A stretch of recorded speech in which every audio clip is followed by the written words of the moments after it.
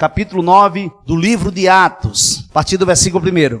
Saulo, respirando ainda ameaças e morte contra os discípulos do Senhor, dirigiu-se ao sumo sacerdote e lhe pediu cartas para as sinagogas de Damasco, a fim de que, caso achasse alguns que eram do caminho, assim homens como mulheres, os levasse presos para Jerusalém. Seguindo ele estrada fora, ao aproximar-se de Damasco, subitamente uma luz do céu brilhou ao seu redor. E, caindo por terra, ouviu uma voz que lhe dizia: Saulo, Saulo, por que me persegues? Ele respondeu: Quem és tu, Senhor? E a resposta foi: Eu sou Jesus, a quem tu persegues. Versículo 6. Mas levanta-te e entra na cidade, onde te dirão o que te convém fazer. Os seus companheiros de viagem pararam emudecidos, ouvindo a voz, não vendo, contudo, ninguém.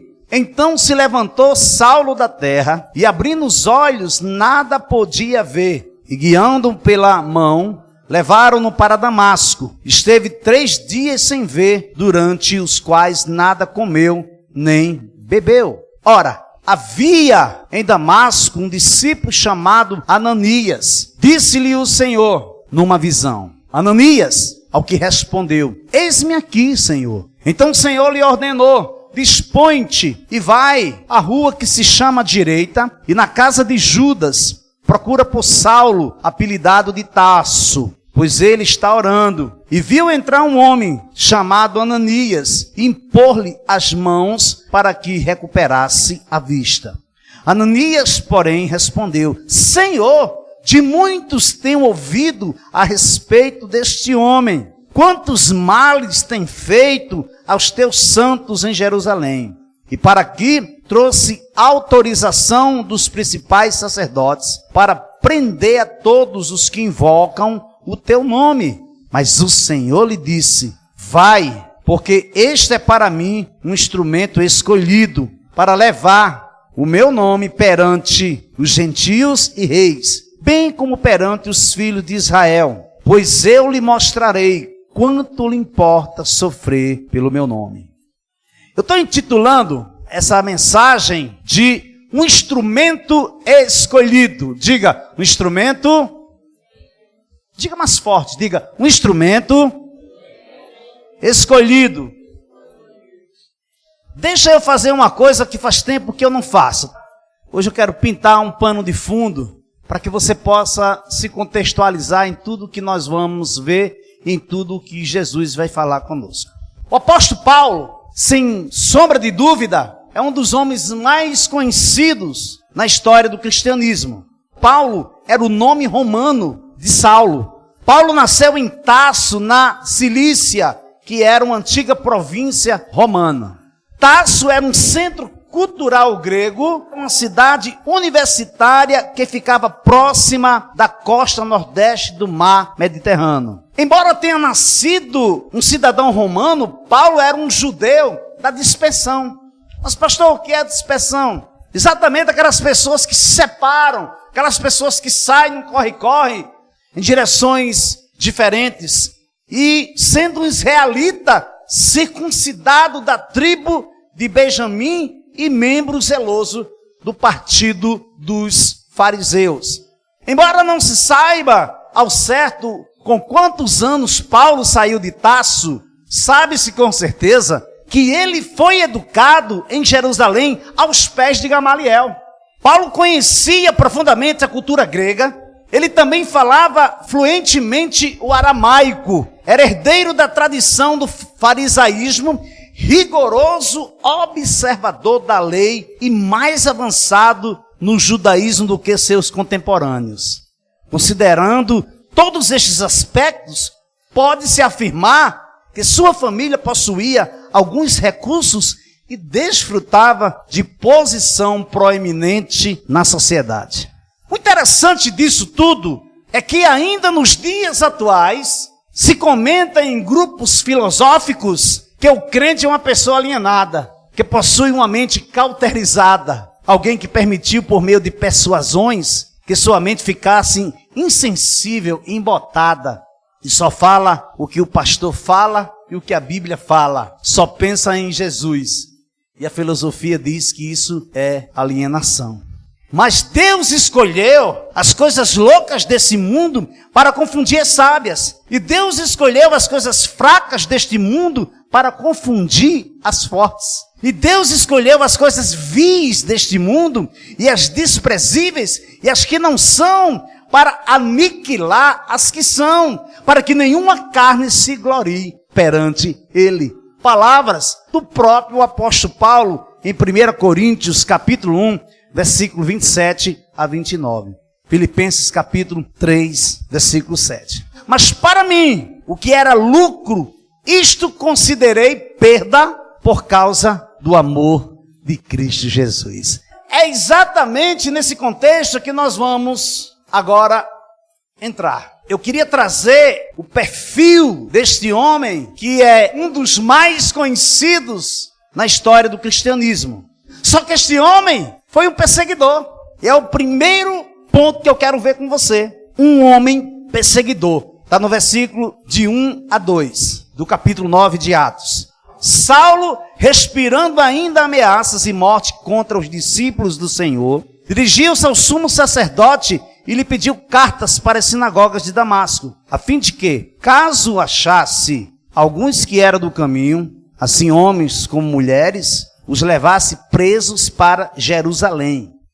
Veja que o doutor Lucas vai dizer que Saulo ainda respirava ameaça, anelava, desejava perseguir os discípulos, conhecidos da época como os do caminho. A questão é, por que Saulo ainda respirava ameaça? Ele ainda respirava ameaça. Ainda vem do advérbio depois, além disso. No capítulo 7, versículo 58, diz que as capas das testemunhas que apedrejaram Estevão foram lançadas aos pés de um jovem chamado Saulo. Depois da morte de Jesus, acontece o primeiro mártir, que é Estevão. Por que Estevão foi morto? Porque dentro da homilia, dentro do discurso de Estevão, ele estava mostrando para os seus conterrâneos que eles tinham matado Jesus, assim como seus antepassados tinham matado os profetas. E ele começa a falar desde Abraão, Moisés e até os profetas. Diz que Saulo consentia na morte de Estevão. Naquele dia teve início uma grande perseguição contra a igreja em Jerusalém. Todos, exceto os apóstolos, foram dispersos pelas regiões da Judéia e de Samaria. O que eu percebo, e o que se percebe mediante essa leitura, é que quando eu não tenho mais controle sobre a adversidade, sobre a luta que advém sobre a minha vida, que advém sobre a minha família, que advém na área familiar, na área relacional, na área profissional, na área ministerial, quando não tenho mais o que fazer, entra em ação o agir invisível de Deus. É incrível. Quando nós pensamos que não tem mais jeito, quando nós pensamos que perdemos a batalha, quando nós pensamos que vamos sucumbir, aí Deus entra em ação. E a gente fica perplexo e nos perguntamos, mas por que eu estava tão perturbado? Por que eu estava tão incrédulo? Por que muitas das vezes eu queria desistir e não ia dar certo? É porque você não é perfeito. É porque você ainda está na carne. Jesus disse que o espírito está pronto, mas a carne é fraca. A questão é, quem nós temos alimentado mais? É o espírito ou a carne? Então, quando nós pensamos que vamos ser sucumbidos, o agir invisível de Deus entra em ação. Paulo se dirige ao sumo sacerdote para pedir cartas para as sinagogas de Damasco, com a finalidade de encontrar homens ou mulheres para os levarem presos para Jerusalém. Veja aí no versículo 3 e 5. Seguindo ele em estrada fora, ao aproximar-se de Damasco, subitamente uma luz do céu brilhou ao seu redor. E caindo por terra, ouviu uma voz que dizia: Saulo, Saulo, por que me persegues? Ele perguntou: quem és tu, Senhor? E a resposta foi: eu sou Jesus, a quem tu persegues. 3 coisas me chamam a atenção.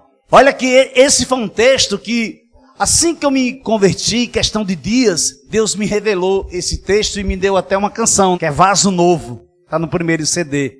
E eu lembro que foi uma experiência, assim, tremenda. Eu acordei pela manhã, dormia no sofá-cama. À noite abria ele e de dia colocava ele lá encostado como sofá. E eu estava com a minha Bíblia, uma Bíblia dessa daqui. Essa aqui eu ganhei de presente da pastora. É a mesma Bíblia, mesma versão que quando eu me converti. E ela estava em cima do sofá-cama, aberta assim. Eu lembro que deu um vento muito forte, que balançou as páginas da Bíblia. E ela abriu exatamente em Atos dos Apóstolos, capítulo 9. Eu comecei a ler Atos dos Apóstolos, menino, fiquei impactado, chorei muito. E disse, Senhor, tu está falando comigo. Que maravilha. E ali Deus me deu aquela canção. E por sinal é uma canção que eu amo muito. Vaso Novo, o nome da canção.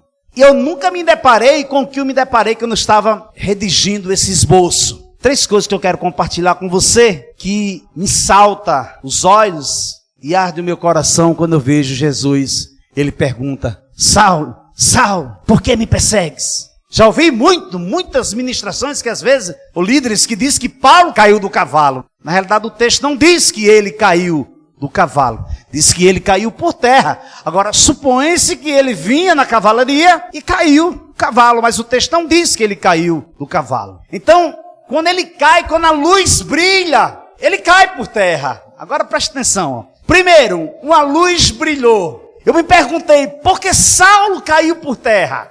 Será que foi pelo susto, por ter sido pego de surpresa? Será que foi por isso? Ele vinha, ó.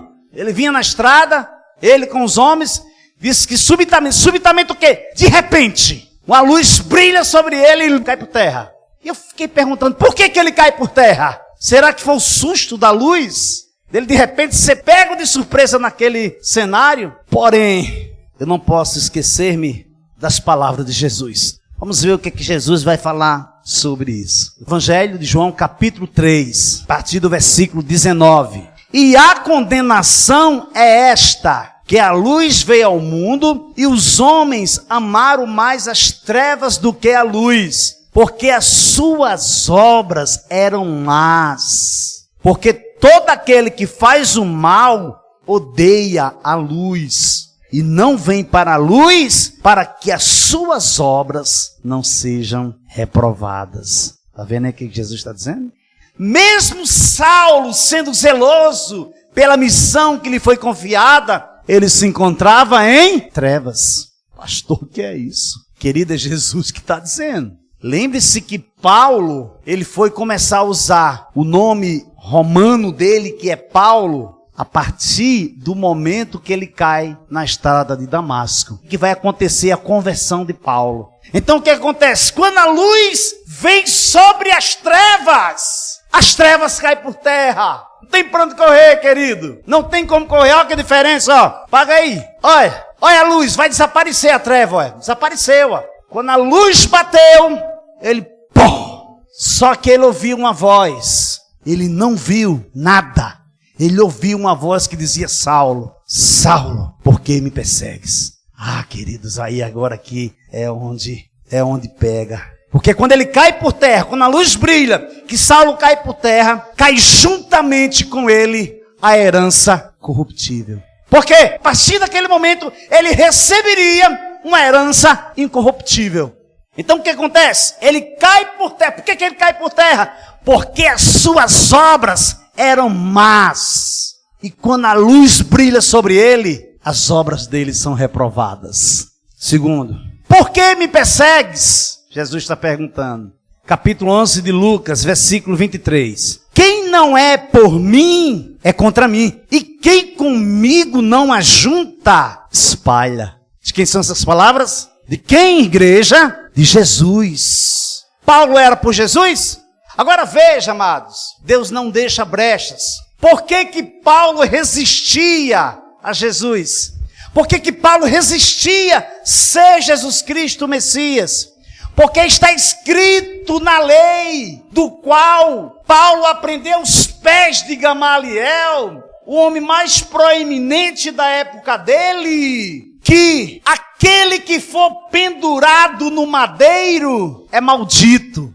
Então não cabia, não consentia na cabeça de um homem da posição de Paulo, zeloso da lei, aceitar que Jesus morreu pregado numa cruz e ele ser o Messias. Porém, Jesus Cristo foi pregado no madeiro por mim e por você, sem nenhum pecado. Olha que diferença. Aleluia. Então ele não entendia isso. Quando ele cai por terra, a herança corruptível dele também cai. Mas interessante, amados, Saulo estava perseguindo aqueles que se encontravam no caminho, mas não era eles propriamente dito que Saulo estava perseguindo. Quem era? Era o próprio Jesus Cristo. O que é que eu entendo com isso? Tem alguém lhe perseguindo? Tem? Tem alguém pegando no seu pé? Tem alguém meneando a cabeça para você? Tem alguém soltando farpas contra a sua pessoa? Aquieta teu coração. Eles não estão mexendo com você, não. Eles estão mexendo com o Deus da tua vida. Eles estão mexendo com Deus que você serve. Eles estão mexendo com Deus Todo-Poderoso, o Yahvé, o Deus Todo-Poderoso, aquele que existe por si mesmo. Oh, aleluia. Terceiro, quem és tu, Senhor? Ele cai por terra, a luz brilha, ele ouve uma voz: por que me persegues? Em seguida ele diz: quem és tu, Senhor? Ele poderia muito bem ter dito assim, ó: que é isso? Que voz é essa? Quem está falando? Não, ele diz: quem és tu, Senhor? O que foi que aconteceu aqui? De imediato, assim como subitamente a luz brilhou, subitamente Paulo reconheceu o senhorio de Javé. Imediato, ele reconhece Jesus como Senhor. A partir desse momento, o coração dele é transformado. Ele disse: meu Deus, agora eu sei que realmente ele é o libertador. Eu sei que ele é o Messias esperado. Lucas capítulo 6, versículo 46, vai dizer assim: e por que me chamas Senhor, Senhor, e não praticais o que eu vos ensino? Por que você me chama Senhor, Senhor, e você, Saulo, não pratica o que está na minha lei? O seu zelo tem destruído com o seu relacionamento comigo. Mas, amados, o Deus misericordioso, o Deus que tinha um plano, tinha um propósito para a vida desse homem, não respondeu isso. Não respondeu. A resposta de Jesus para Paulo foi essa: eu sou Jesus a quem tu persegues. A resposta foi singular, a resposta foi pessoal. Nesse momento, Paulo identificou o Senhor Javé do Antigo Testamento e com Jesus de Nazaré, o qual ele perseguia furiosamente na pessoa dos seus santos, na pessoa dos seus discípulos. Em qual momento da nossa vida nós estamos reconhecendo Jesus em nossa essência? Ou reconhecendo-nos ou nos encontrando na essência dele? 2. Primeiro foi um homem perseguidor. Segundo, um homem cego.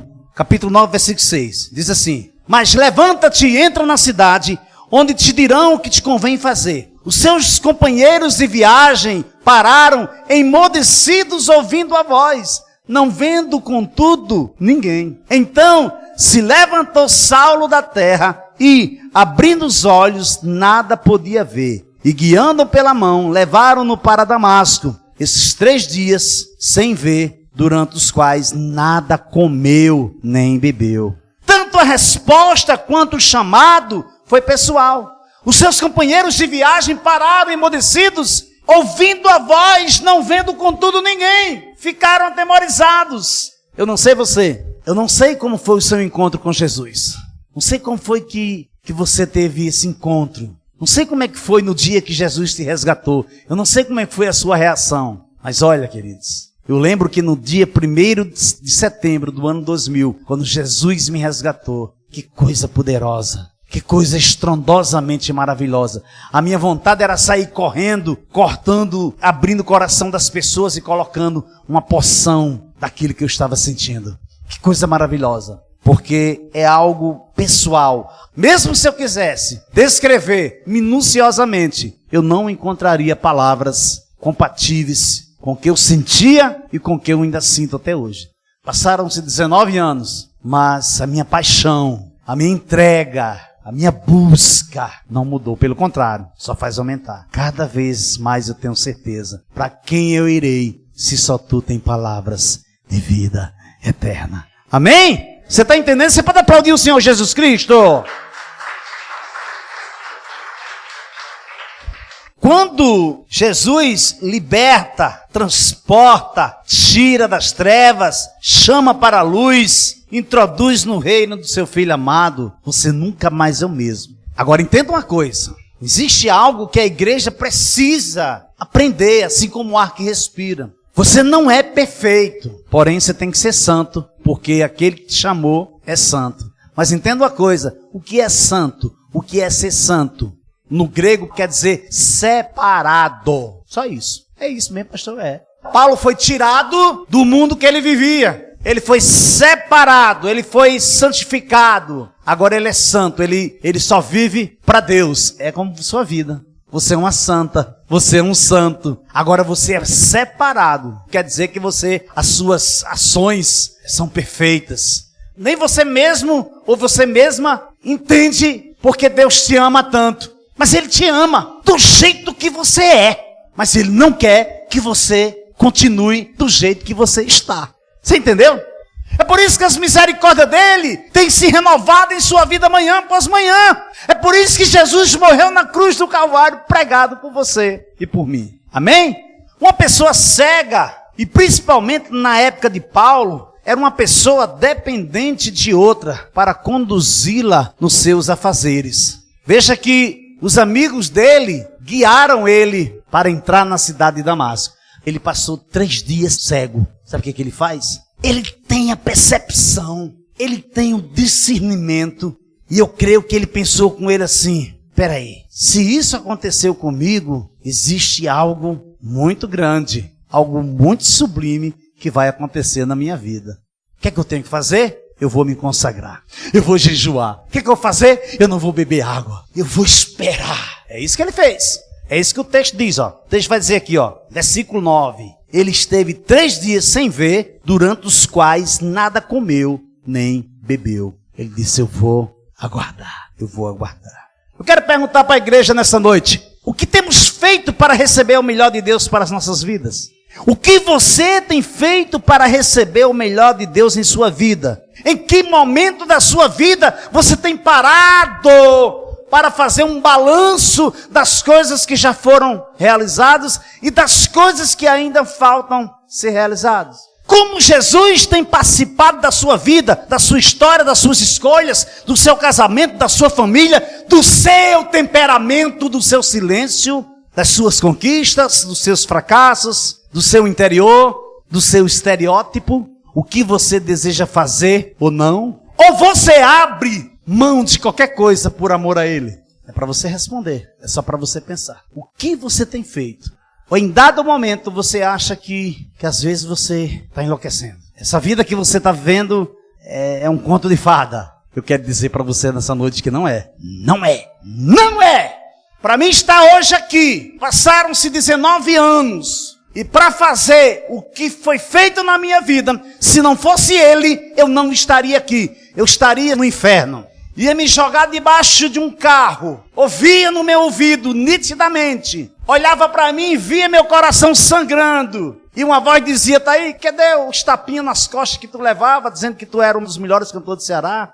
Olha essa dor que tu tá sentindo aí. Nitidamente eu ouvia: se joga debaixo do carro, acaba logo com isso. Aí tu não vai sentir mais dor. Quando eu fui me jogando, outra voz no meu ouvido me disse assim, aquela voz mansa e suave, disse: Jesus te ama, ainda há solução. Aí eu despertei. Então não é. Quando meu pai na fé colocou a mão sobre a minha cabeça, que eu abri meus olhos, eu não sabia onde é que eu estava. Eu olhei para mim e vi que eu estava magro, abatido, fedendo, sem vida, sem dignidade, sem nada. E ali ele perto de mim, bem quietinho, todo encolhido, eu olhei para ele assim, e ele não sabia se ele glorificava a Deus, se ele ficava calado, se ele pulava, se ele ficava quieto. E eu disse: onde é que eu estou? Onde é que eu estou? Estou com medo, me fala onde é que eu estou.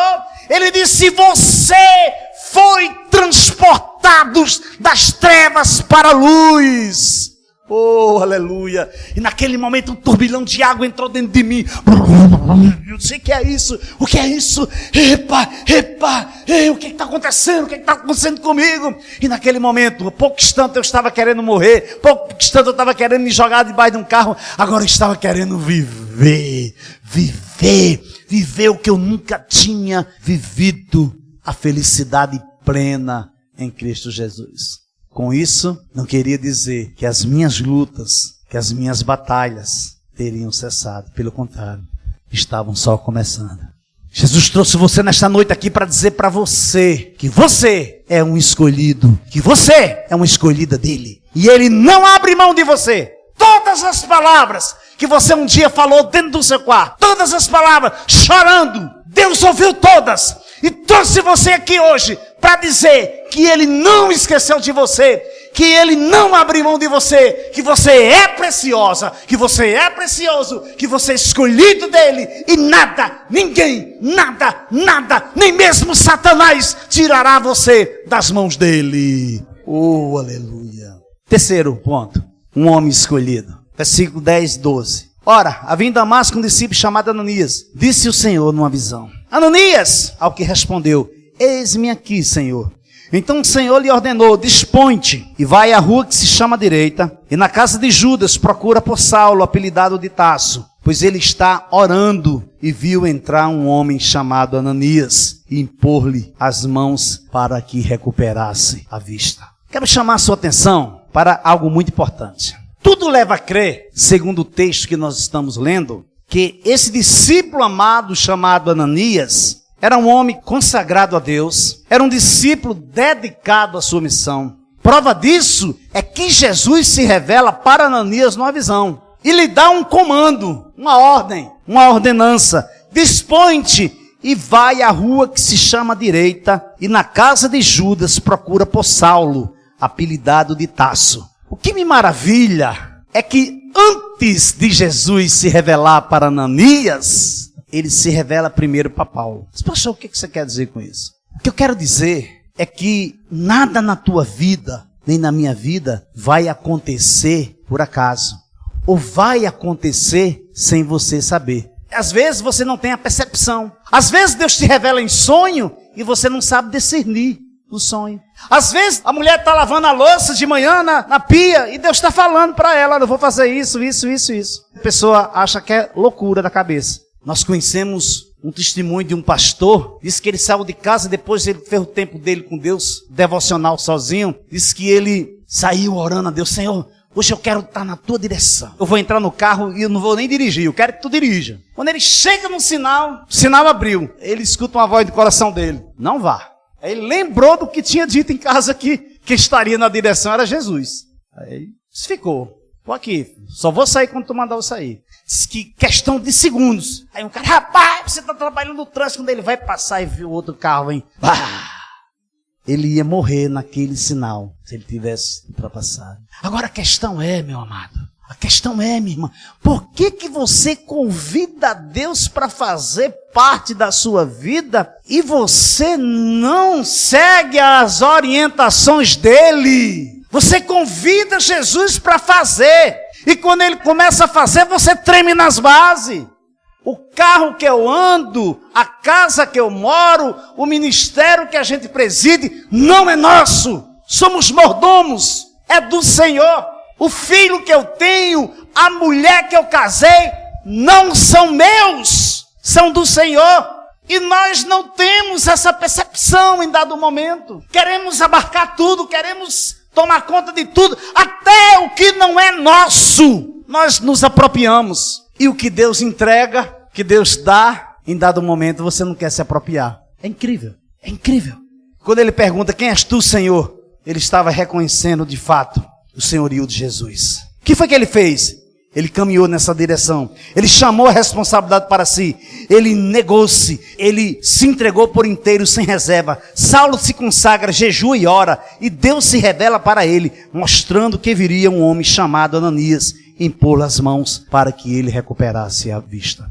Sabe o que é que eu aprendo com isso? É que antes de alguém chegar e dizer alguma coisa para você, espere que Deus vai falar para você. Por que existem muitas profetadas? Porque a gente não espera. Às vezes a gente está tão ansioso. Deus fala comigo, Deus fala comigo. Aí vamos trabalhar. Aí de repente vem uma pessoa e diz, Deus está dizendo isso. Aí você diz, Deus me respondeu. Espere que Deus vai falar para você. Porque Deus vai falar com você. Tem mais. Porque Deus tem falado com você. Porque Deus tem se revelado para você. De uma maneira estrondosamente maravilhosa. Só que você não está discernindo. Mas calma, você vai chegar lá. Você vai chegar lá, porque Ele te ama. Reações. Jesus diz, dispõe-te e vai à rua que se chama Direita. E na casa de Judas procura por Saulo, apelidado de Tarso. Pois ele está orando e viu entrar um homem chamado Ananias e impor-lhe as mãos para recuperar a vista. Quem que está falando isso?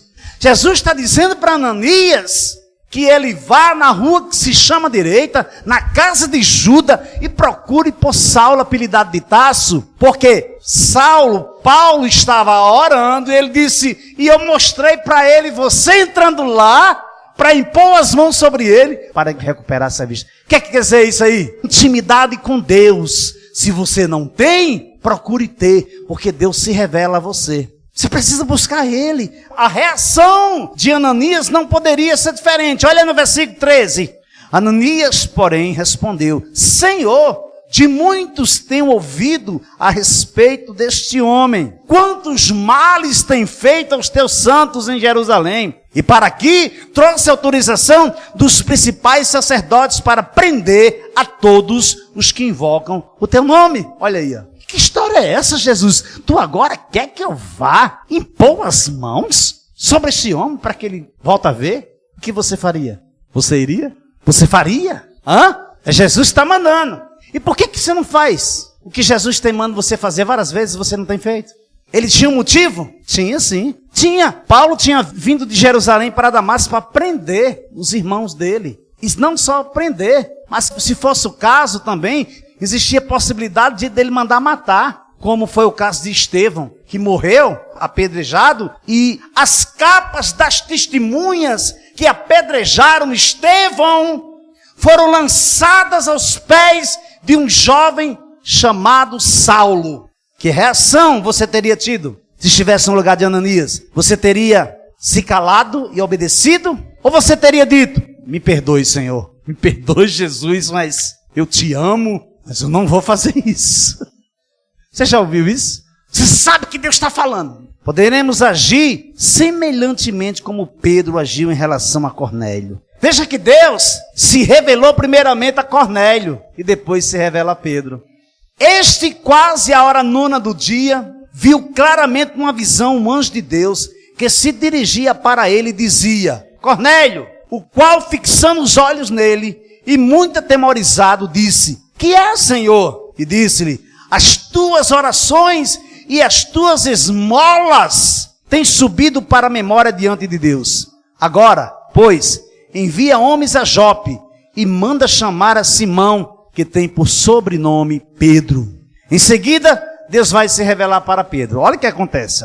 O que eu li está em Atos capítulo 10, versículo 3 a 5. Tá? Agora eu vou ler Atos capítulo 10, versículo 9 a 14. Diz assim, ó. No dia seguinte, indo ele seu caminho, estando já perto da cidade, subiu Pedro ao terraço para orar, quase a hora sexta. Tendo fome, quis comer, enquanto lhe preparavam. Sobreveio um arrebatamento de sentidos, e viu o céu aberto, e que descia um vaso como se fosse um grande lençol, atado pelas 4 pontas, e vindo para a terra, no qual havia de todos os animais quadrúpedes, e feras e répteis da terra, e aves do céu. E foi-lhe dirigida uma voz, levanta-te, Pedro, mata e come.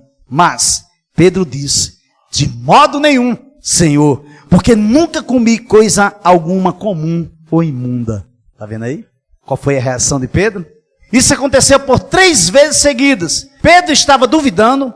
Os homens da casa de Cornélio chegam e chamam por Pedro e disse-lhe o Espírito, eis que 3 homens te buscam. Levanta-te, pois desce e vai com eles, não duvidando. Vá com ele crendo, não duvidando, porque eu os enviei. No final do propósito de Deus, respondeu Pedro. E abrindo Pedro a boca, disse: reconheço por verdade que Deus não faz acepção de pessoas. Conclusão. A resposta de Jesus. Versículo 15 ao 19. Mas o Senhor lhe disse: vai, porque este é para mim um instrumento escolhido para levar o meu nome perante os gentios e reis, bem como perante os filhos de Israel, pois eu lhe mostrarei quanto lhe importa sofrer pelo meu nome. Então Ananias foi, e entrando na casa, impôs sobre ele as mãos, dizendo: Saulo, irmão, o Senhor me enviou, a saber, o próprio Jesus que te apareceu no caminho por onde vinhas, para que recuperes a vista e fiques cheio do Espírito Santo. Imediatamente lhe caíram dos olhos como que umas escamas, e tornou a ver. A seguir, levantou-se e foi batizado, e depois de ter se alimentado, sentiu-se fortalecido. Diga, fortalecido. Então, permaneceu em Damasco alguns dias com os discípulos. Paulo agora, um instrumento escolhido de Deus, que entendeu que para alcançar o que Deus tinha reservado e preparado para ele, seria à custa de muito sofrimento, mas também de muita alegria, de muita bonança. Que dessa vez ele não estaria sozinho, Jesus estaria com ele todos os dias, até a consumação dos séculos.